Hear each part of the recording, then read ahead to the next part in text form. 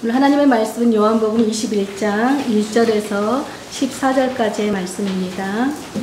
그 후에 예수께서 디베랴 호수에서 또 제자들에게 자기를 나타내셨으니 나타내신 일은 이러하니라. 시몬 베드로와 디두모라 하는 도마와 갈릴리 가나 사람 나다나엘과 세베대의 아들들과 또 다른 제자들이 함께 있더니 시몬 베드로가 나는 물고기 잡으러 가노라 하니 그들이 우리도 함께 가겠다 하고 나가서 배에 올랐으나 그날 밤에 아무것도 잡지 못하였더니 나는 새어갈 때 예수께서 바닷가에 서셨으나 제자들이 예수이신 줄 알지 못하는지라. 예수께서 이르시되 얘들아 너희에게 고기가 있느냐 대답하되 없나이다. 이르시되 그물을 배 오른편에 던지라. 그리하면 잡으리라 하시니 이에 던졌더니 물고기가 많아 그물을 들 수 없더라. 예수께서 사랑하시는 그 제자가 베드로에게 이르되 주님이시라 하니 시몬 베드로가 벗고 있다가 주님이라 하는 말을 듣고 겉옷을 두른 후에 바다로 뛰어내리더라. 다른 제자들은 육지에서 거리가 불과 한 50편쯤 되므로 작은 배를 타고 물고기든 그물을 끌고 와서 육지에 올라보니 숯불이 있는데 그 위에 생선이 놓였고 떡도 있더라. 예수께서 이르시되 지금 잡은 생선을 좀 가져오라 하시니 시몬 베드로가 올라가서 그물을 육지에 끌어오니 가득히 찬 큰 물고기가 150마리라 이같이 많으나 그물이 찢어지지 아니하였더라. 예수께서 이르시되 와서 조반을 먹으라 하시니 제자들이 주님이신 줄 아는 고로 당신이 누구냐 감히 묻는 자가 없더라. 예수께서 가셔서 떡을 가져다가 그들에게 주시고 생선도 그와 같이 하시니라. 이것은 예수께서 죽은 자 가운데서 살아나신 후에 세 번째로 제자들에게 나타나신 것이라. 아멘. 오늘 한강 선생님께서 좌절을 넘어 섬김의 삶을 살자는 제목으로 말씀 나눌 때 우리 큰 은혜가 있길 축복합니다. 이렇게 3주년 맞은 교회 축제인데 불러주셔서 감사하고 오늘 주신 말씀을 나누면 좋겠다. 이것은 여러분들에게 해당 안 될 수도 있는 말씀이고 저한테 지금 이 시즌에 저에게 주신 말씀이세요. 그래서 이 말씀에 따라 어려움들을 어떻게 극복해 가고 또 하나님이 저희 삶에 어떻게 역사하고 계신지를 좀 나눌 수 있는 그런 말씀이라 좀 나누려고 합니다. 그래서 이렇게 격려되는 말씀이었으면 좋겠고 혹여라도 어려움이나 좌절된 마음들이 있다면 극복해 나갈 수 있는, 붙들 수 있는 그런 말씀이 되기를 오늘 간절히 소망합니다. 오늘 말씀은 우리가 잘 알듯이 예수님께서 십자가에 못 박혀 돌아가신 후에 부활하셨습니다. 부활하시고 의심하는 제자들에게 찾아가셨어요.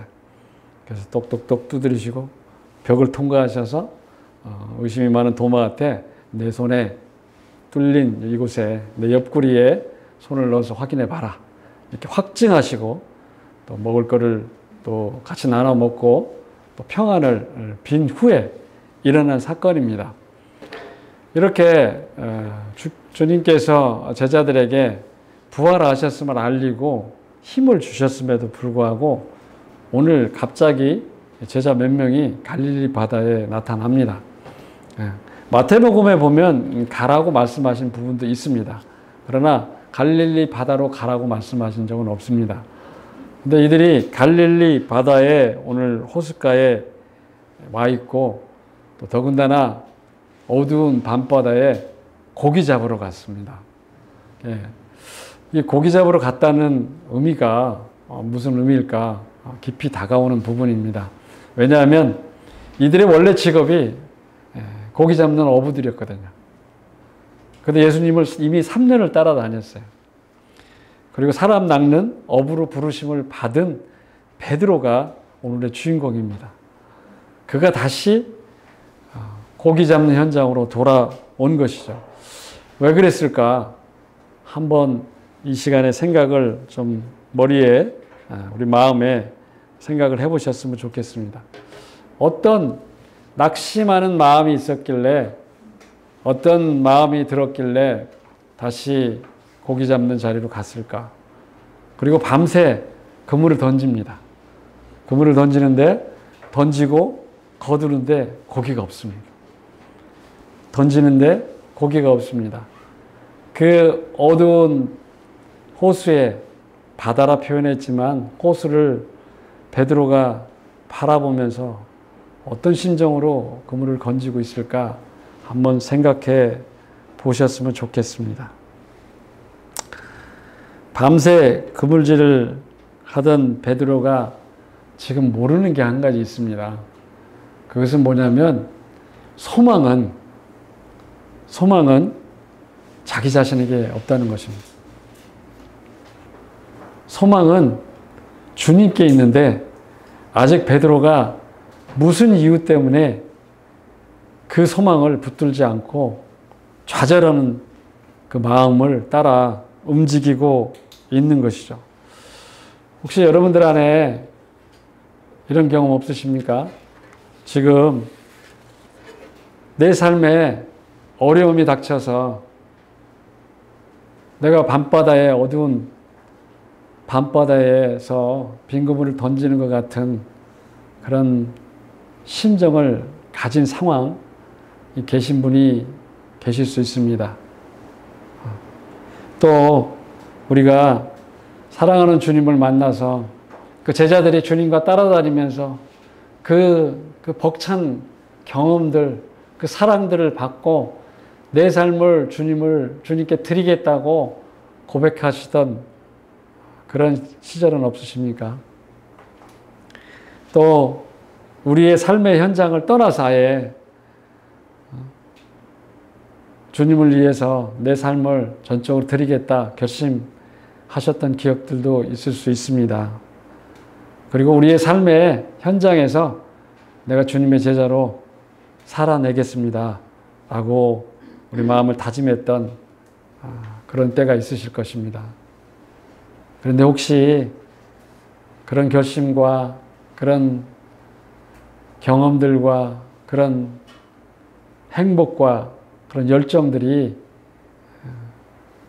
어디론가 사라지고 현재의 나의 삶에 매몰되어서 있지는 않으신지 한번 묻고 싶습니다.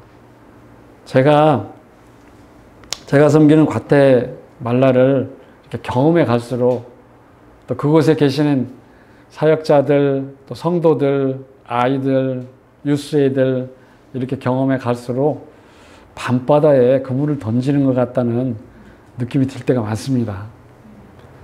그리고 저희들이 이곳에 와 있는 이유가 있는데요. 제가 작년 연말부터 좀 건강에 문제가 생겼어요. 물론 지금 회복해 가는 과정이고 또 수술도 잘 받았습니다. 받고 나머지 치과 치료만 좀 더 하면 될 것 같습니다. 그런데 어쨌든 그 과테말라를 생각할 때 무거운 마음이 들 때가 참 많습니다. 우리의 삶에 그런 부분들이 있으리라고 생각합니다. 저희 부부가 과테말라에서 섬기는 곳은 꿰찰테난고라는 곳입니다. 그곳은 과테말라의 두 번째 큰 도시입니다. 해발이 2,500m예요. 2,500m는 백두산이 우리가 2,700m 정도 된다고 그래요. 백두산 꼭대기에 늘 사는 것과 같은 그런 곳입니다. 좀 간단하게 얘기하면 고산병에 시달릴 수밖에 없는 그런 곳입니다. 그러한 상황들, 또 저희 삶에 닥쳐온 건강의 문제들, 이런 것이 저에게는 마치 갈릴리로 돌아가 있는 베드로의 심정이지 않을까 싶습니다. 왜 베드로가 이곳에 가 있을까? 과테말라에는 길거리에 개들이 너무 많습니다. 개들이 많아서 여기처럼 먹지를 않아요. 그래서 많습니다. 많아서 항상 길거리에 나가면 하늘을 볼 수가 없어요. 거리를 봐야 되니까. 개들이 뭘 해놔서 그럴 정도로 많습니다. 그리고 집집마다 닭을 길러요. 그래서 밤이면 개 짖는 소리, 닭이 우는 소리에 아주 익숙해집니다. 그리고 폭죽을 너무 좋아해서 아무 때나 터뜨려요. 그리고 자기 생일, 태어난 그 시각에 막 터뜨려요. 그러니까 밤새 어느 때나 자기 생일 그때 태어났으면 무조건 터뜨려요. 그러니까 개 짖는 소리, 닭 우는 소리, 폭죽 소리를 들으면서 저희들이 잠이 들 수밖에 없습니다. 무슨 상관이 있느냐. 예루살렘에 거기에도 개들이 있고 닭이 있었습니다. 닭이 밤마다 울 때마다 베드로가 어떤 심정이었을까? 그랬을 것 같아요. 주님이 오셔서 나에게 괜찮다 말씀하셨지만, 힘을 주셨지만, 평안을 빌어주셨지만, 밤마다 닭이 우는 소리를 들을 때마다 자기가 했던 말들을 기억했을 것 같습니다. 내가 쟤들은 다 배신해도 저는 배신하지 않습니다. 내가 죽을지언정 주님을 따르지 도망가지 않겠습니다. 그렇게 했을 때 주님이 말씀하셨잖아요. 네가 닭이 울기 전에, 닭이 3번 울기 전에 3번 부인하겠다. 그 생각들이 나지 않겠습니까? 그때마다 베드로는 아마도 좌절을 했던 것 같아요. 그래서 오늘 갈릴리 바닷가로 와 있습니다. 그리고 빈 그물을 어두운 바다에, 어두운 호수에 던지고 있는 것을 볼 수가 있습니다. 베드로가 놓치고 있는 것이 무엇이냐면, 아까도 말씀드렸어요. 소망은 자기 안에 있는 것이 아니라는 거예요. 왜냐하면 이 뒤 장면들을 통해서 우리가 볼 수가 있습니다. 미명 가운데 주님이 찾아오셔서 호숫가에다가 숯불을 피웁니다. 그곳에 생선을 얹고 떡을 구우세요. 그리고 제자들을 부릅니다. 고기가 있느냐? 그러니까 고기가 없지 않습니까? 밤새. 그랬을 때 우편에 그물을 던지라. 어디서 보던 장면 아닌가요? 그리고 그물이 찢어질 만큼 고기를 잡습니다. 어디서 본 듯한 장면이잖아요. 처음에 주님이 베드로와 요한과 그 제자들을 부를 때 똑같은 장면입니다. 그리고 그들에게 그것을 알아차린 요한이 먼저 알아차렸고 베드로가 알아차리고 주님께 갑니다. 그래서 가보니 떡이 준비되어 있고 생선이 구워 있어요. 그리고 생선을 가져와 봐라 말씀하십니다. 여기서 우리가 알 수 있는 것이 뭐냐면, 우리가 가장 어려운 순간에 있을 때, 우리가 마치 밤바다와 같은 절망의 순간에 있을 때 주님은 찾아오신다는 거예요. 주님은 찾아오신다는 거예요. 찾아오실 뿐만 아니라 우리의 필요들을 채우십니다. 밤새 목마르고 배고픈 제자들에게 먹을 것을 준비하십니다. 아마도 이 교회가 3년이 됐지 않습니까? 어떻게 보면 다 이방 사람들이고 우리 성도님들 3분 계시네요. 네. 일당백이라 내가 인정을 하지만 어쩌면 우리 마음 가운데 그런 심정이지 않겠습니까? 열심히 했는데 그런 마음일 수도 있다는 생각이 드네요. 근데 주님이 우리의 필요를 채우십니다. 언제 채우시냐? 우리가 절망의 끝자락에 갈 때. 그래서 제가 늘 경험하는 것은 역전의 주님이세요. 미리 채워주시면 얼마나 좋겠습니까?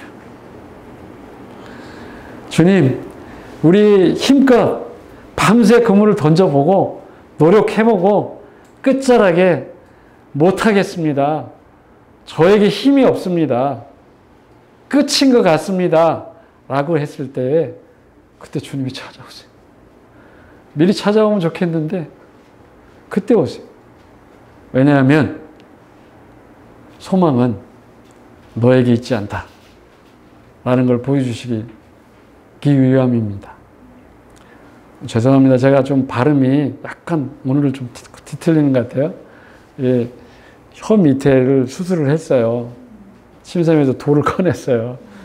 근데 뭐 위치가 그랬는지 약간 마비 증세가 있어요. 혀에 약간 느낌도 있고.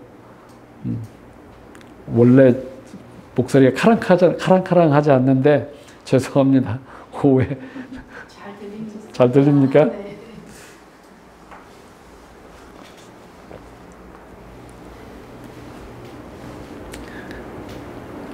근데 요한이 이 장면을 기록하면서 고기 숫자를 기록합니다. 153마리. 153이라는 숫자를 왜 기록했을까? 굉장히 딱딱해지는데 어떻게 생각하세요? 왜 153마리라고 기록했을까요? 왜 153마리를 기록했을까요? 요한이? 뭐 내가 안 썼기 때문에 잘 모르겠죠. 왜냐하면 이 숫자가 아라비아 숫자가 만들어진 게 예수님이 오시고 500년 후에 만들어졌어요. 그리고 이렇게 파퓰러하게 사용된 게 1000년 후에부터 사용이 되었어요. 그러니까 유대인들이 숫자를 기록하려면 알파벳을 사용했어요. 이 153이라는 숫자를 쓰려면 알파벳을 써놓으면 어떤 뜻이 되냐면 하나님의 아들이란 뜻이 됩니다. 하나님의 아들이란 뜻인데 요한이 고기를 세 봤을 수도 있어요. 근데 장면상 그랬을 것 같지 않습니다. 너무 안 맞잖아요. 엉뚱맞게 그 고기 세고 있겠습니까? 그러니까 왜 153마리라는 숫자를 셌을까? 주님께서 베드로를 부르실 때 내가 고기 잡는 어부에서 사람 낚는 어부로 부르셨잖아요. 그 사람, 하나님의 아들, 사람이란 뜻입니다. 베드로의 입장에서는 원래 부르셨던 그 부르심을 지금 부르시고 계신 거예요. 오늘 여러분들에게 결론적으로 말씀드리고 싶은 것은 부르심입니다. 우리의 부르심.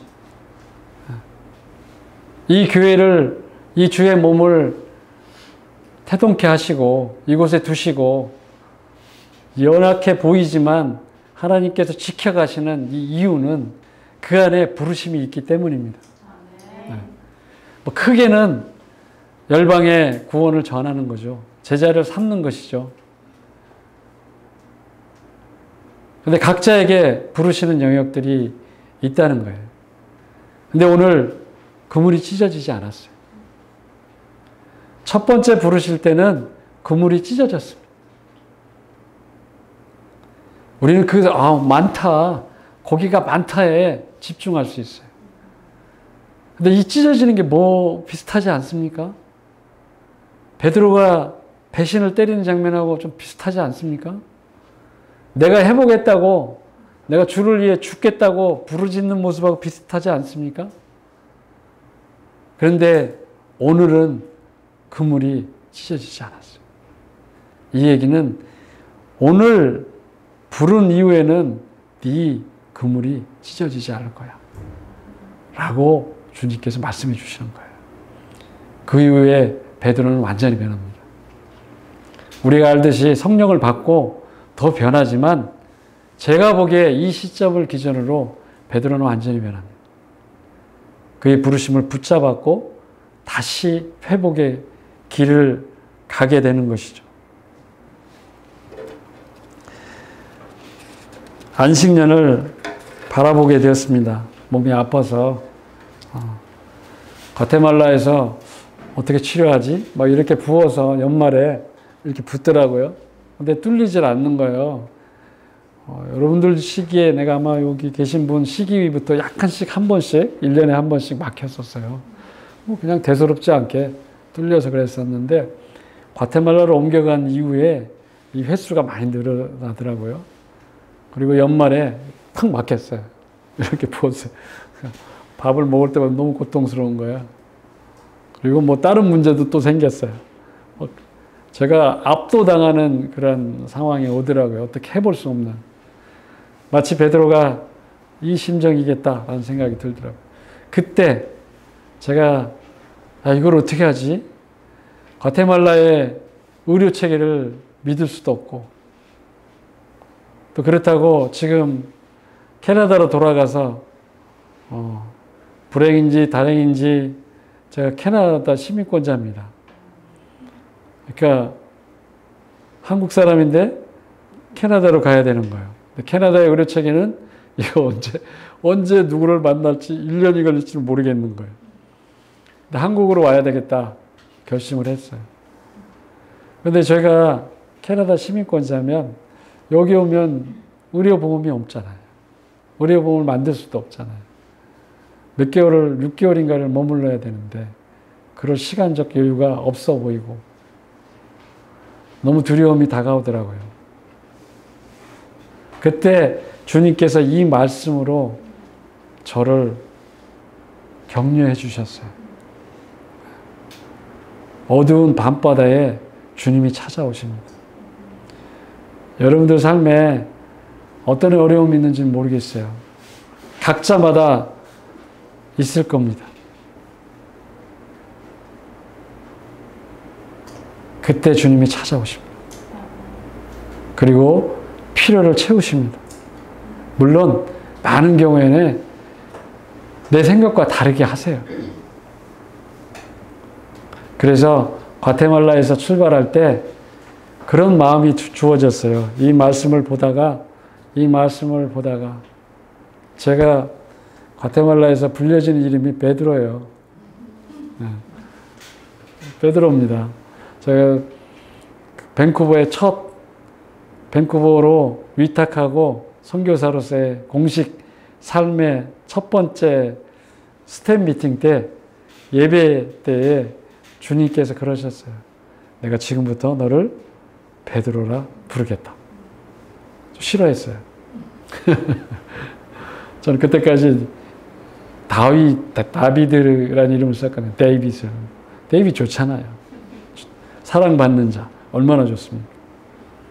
주님이 베드로라 부르시겠다고 했어요. 어쨌든 지금은 이해하기 시작했습니다. 사랑받는 자에서 섬기는 자, 제자로 옮기시겠다는 그 뜻이었어요. 그런 저에게 이 말씀으로 위로하셨어요. 그래서 한국으로 올 때는 두려움이 아니라 기대감으로 왔습니다. 어떻게 하실까? 누구를 통해서 하실까? 무엇을 하실까? 오자마자 제가 여기 뭐 연고 있는 것도 아니잖아요. 차가 제공되고 거처가 제공되고 또 이비인후과가 연결이 되고 아는 분이 아닙니다. 그래서 전혀 모르는 연세대학교 의사셨던 분하고 연결이 되고 그분이 자기 동료에게 연결하고 그분이 자기 제자를 소개해서 세브란스에서 결국 수술을 했습니다. 그것도 시술로 끝냈어요. 감사하게. 그런 과정. 또 하나하나 모든 과정을 되돌아보면 우리가 날마다 저희 아내하고 저희 계신 분의 아내고 여기가 제 둘째 딸인데 매일 듣는 찬양이 있어요. 아침마다 눈 뜰 때마다 고백하지 않을 수 없는 게 은혜 찬양입니다. 은혜. 여러분들 오늘 감사합니다. 진짜 많이 들었어요. 모르겠어요. 1000번은 들은 것 같아. 과태부터 시작해서 1000번은 들은 것 같아. 진짜로. 왜냐하면 모든 게 은혜예요. 되돌아보면 주님이 공급하십니다. 그렇잖아요. 아무 플랜 없이 왔습니다. 주님이 하나하나 만들어 가시고 이끌어 가시고 인도해 가십니다.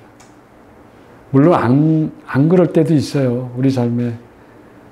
안 풀릴 때도 있고 그럼 뭐야 당신 삶에는 그렇게 되는데 나에게는 왜 안 돼? 이런 의문을 가질 수 있으시잖아요. 저도 그런 시즌이 있습니다. 근데 주님을 전적으로 의지하시면 그때 주님께서 공급하시고 인도하십니다.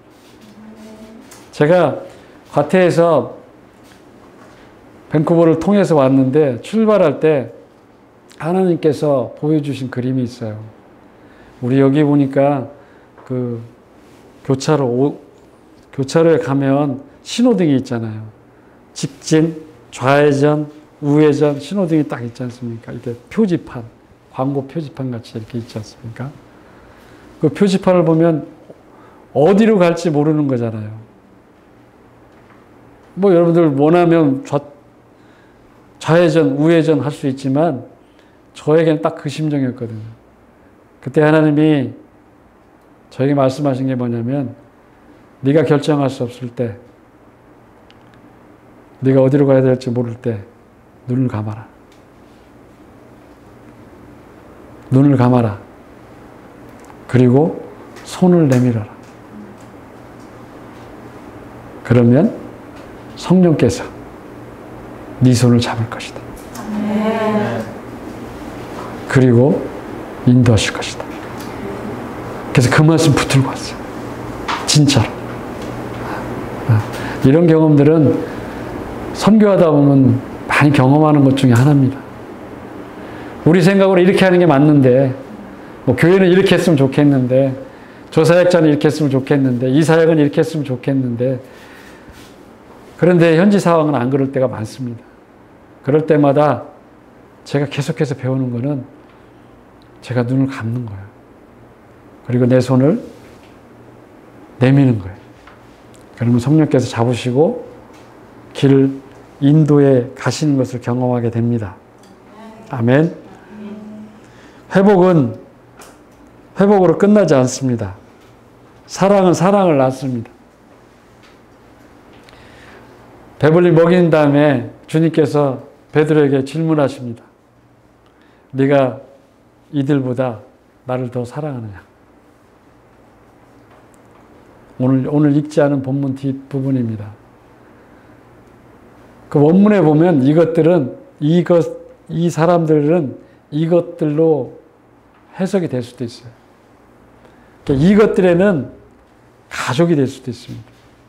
이것들에는 나의 건강이 될 수도 있어요. 이것들에는 내 아내가 될 수도 있어요. 이것들에는 나의 재산이 될 수도 있어요. 네가 이것들보다 나를 더 사랑하느냐 물으셨어요. 그것도 3번씩이나. 3주년인데 우리 주님도 3-4번 참 좋아하시는 것 같아요. 네?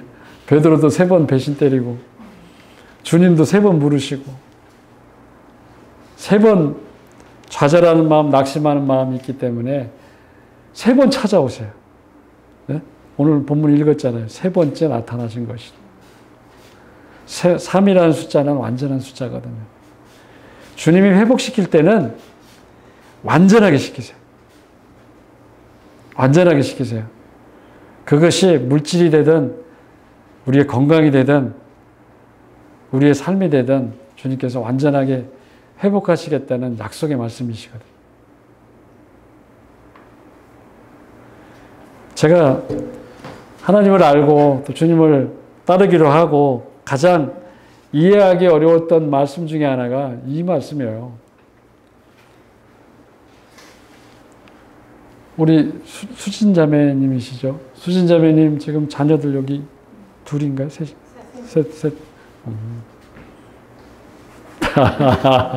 와우. 다 미남미녀네.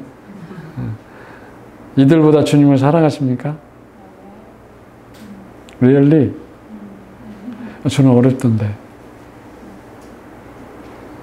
저는 제 눈에도 넣어도 안 아까운 딸들보다 주님을 사랑하기 어렵던데요. 제 아내보다 주님을 사랑하기가 어려웠어요. 보통 진심으로 이것이 가능하냐 물으면 대답하는 사람 많지 않습니다. 그러면 우리가 할 수 없는 것을 왜 주님이 물으실까? 왜 할 수 없는 것을 주님은 요구하실까? 그런데 주님을 만나고 주님을 경험하니까 뭐냐면 주님이 우리가 사랑하는 사랑을 빼앗는 게 아니에요. 우리가 사랑하는 아내와 자녀와 내가 사랑하는 어떤 것을 그거를 제끼고 나를 사랑하라는 뜻이 아닙니다. 주님을 진짜 인격적으로 만나서 그분의 사랑을 경험하니까 이 말씀은 네 사랑으로 할 수 없다는 거예요.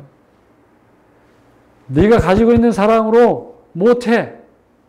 그래서 내가 사랑을 넣어줄게. 이런 뜻입니다. 구약이 뭡니까? 구약 39권 합쳐서 한 센텐스로 만들면 무엇입니까? 주 너의 하나님을 사랑하고 내 이웃을 사랑하라. 내 몸처럼. 그 말씀 안에 다 들어갑니다. 그 말씀을 39권으로 나누는 거에 불과해. 그런데 왜 신약이 필요합니까? 신약이 왜 필요하죠? 거기에 뭐가 들어가 있는 거죠? 오늘 공부 시간은 아니지만 내가 너희를 사랑한 것처럼 주 너의 하나님을 내가 너희를 사랑한 것처럼 사랑하고 내 이웃을 사랑하라는 거예요. 내가 너희를 사랑한 것이 첨가됐어요. 그래서 주님이 오신 것입니다. 주님 자신이 사랑이십니다. 주님이 이 땅에 오셔서 자기 생명을 주신 그 사랑을 우리 안에 넣어주시는 거예요. 그 사랑이 부어지니까 못 견디겠더라고요. 네. 저 여러분들이 좋아하는 커피 만들던 사람입니다. 맥신 커피. 못 견디는 거예요. 그래서 뛰쳐나가는 거예요. 주님이 넣어주시는 사랑으로 하나님을 사랑하고 이웃을 사랑할 수 있는 근거가 되는 거예요. 그래서 주님의 사랑이 내에 부어지면 내 이웃을 사랑할 수 있는 거예요. 그런데 우리가 우리의 사랑을 가지고 사랑하려다가 넘어지는 거예요. 오늘 베드로의 핵심은 자기의 힘으로 자기의 사랑으로 내가 주님을 사랑하겠습니다. 내가 내 목숨을 벌어서도 주님을 배신하지 않겠습니다 하다가 넘어진 거예요. 그래서 주님이 묻습니다. 내가 이 사람들보다 나를 더 사랑하느냐. 여기에 대해서 여러 가지 설교도 많잖아요. 많이 들어보셨잖아요. 핵심은 그거예요. 내가 지금 너에게 사랑을 넣어주는 거야. 네 힘으로 안 돼. 여러분들 어려운 가운데 있습니까? 내가 이웃을 사랑하려는데 안 됩니까? 내가 누구를 섬기려고 하는데 지치십니까? 교회를 섬겨보는데 힘이 드십니까? 여러분 힘으로, 여러분 사랑으로 해보십시오. 반드시 쓰러집니다. 주님의 사랑을 부어달라고 기도하셔야 돼요. 그 문제가 교회를 섬기는 거든 내 건강의 문제든 내 삶의 문제든 내 신앙의 회복이든 우리 어떤 사역의 회복이든 주님의 사랑 없이 이뤄낼 수 있는 것이 아닙니다. 그래서 오늘 베드로에게 3번 물으십니다. 3번 넣어주시는 거예요.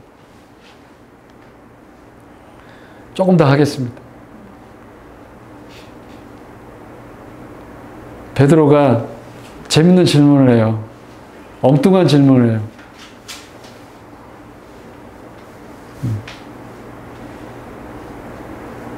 그러잖아요. 베드로가 나중에 십자가에 로마에서 거꾸로 매달려 죽지 않습니까? 거기에 대한 내용이 나와요.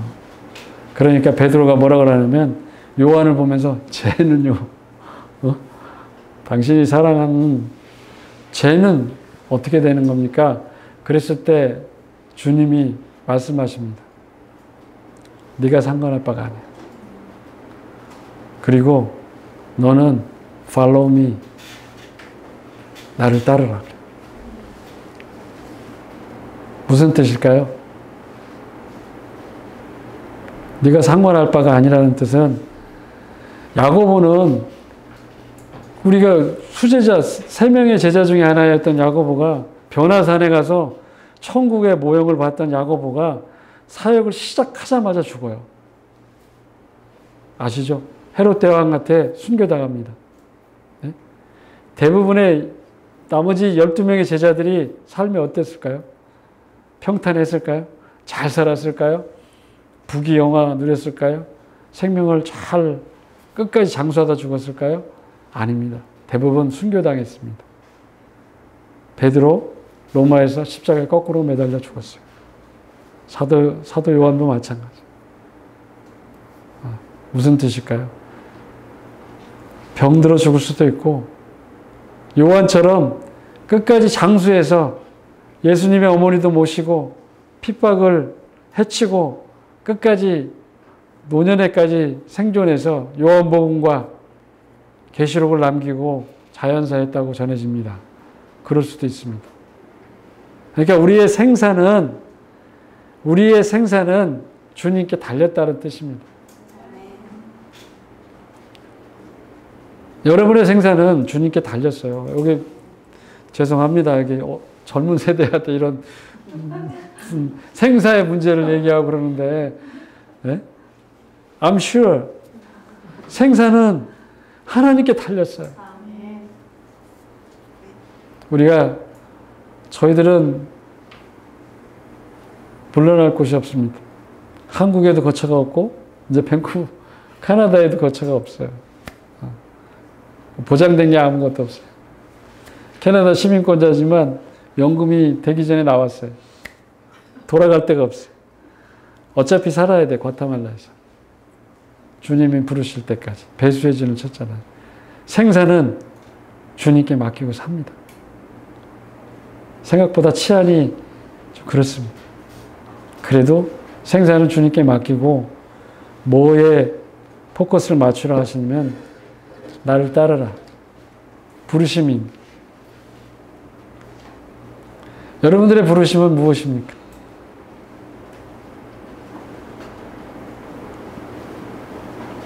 여기 학생들을 이렇게 두고 또 젊은 세대를 두고 또 그렇긴 하지만 여러분들 부르심은 무엇입니까? 주님이 여러분들의 부모의 태중에 만드시기로 작정할 때부터 주님이 가지고 계신 플랜이 있어요.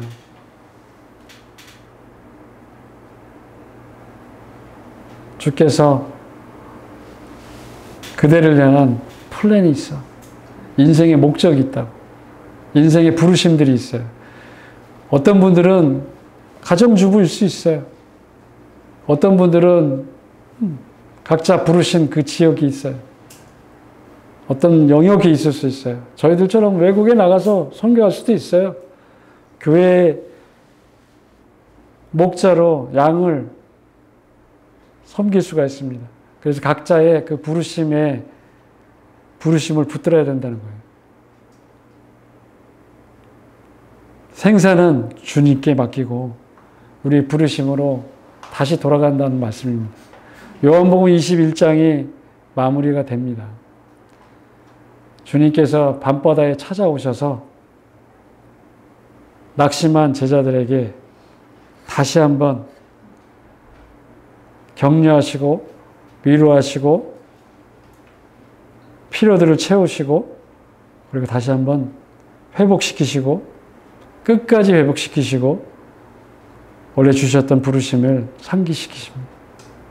그리고 follow me, 나를 따르라 고 말씀하십니다.